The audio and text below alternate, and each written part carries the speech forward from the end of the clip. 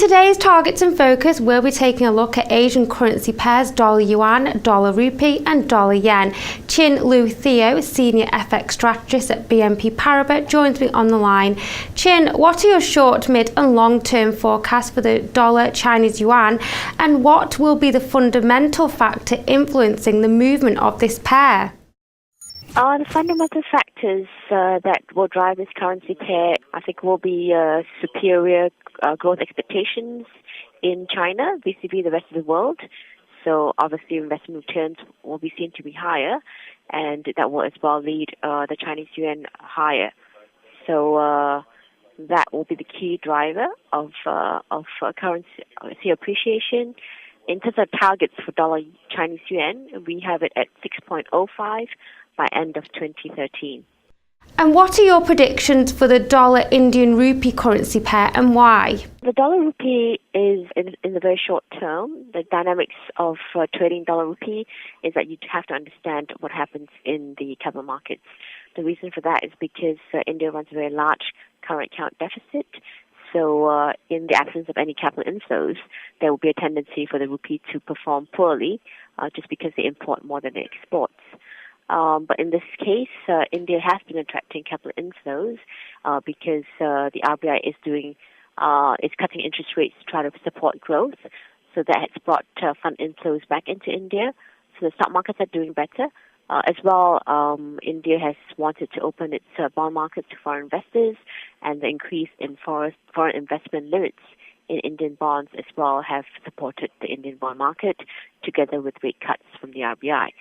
So what we're seeing right now is that dollar rupee will probably trade a little bit softer. On the upside, I think 55.50, for example, will be a good cap for dollar rupee.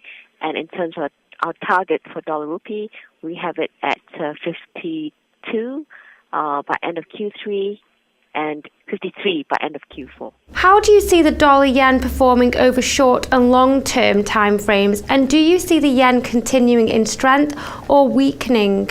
I think the reason for the yen to weaken dramatically over the past half year is because of the game-changing politics and policy that we've seen from the Bank of Japan.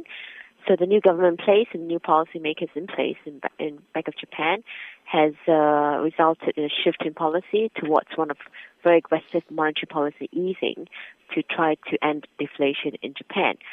So the target for the new BOJ policymakers is an inflation target of 2%, and they're working towards achieving this 2% inflation target through basically QE.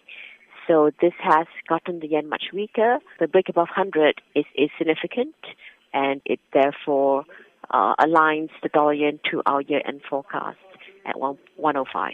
Lastly, which pair do you think is most unstable and why? Well, that's a very broad question. If you're talking about G10 markets, I suppose the yen would be the one that is the most at risk of weakening because of the policy initiatives by the BOJ.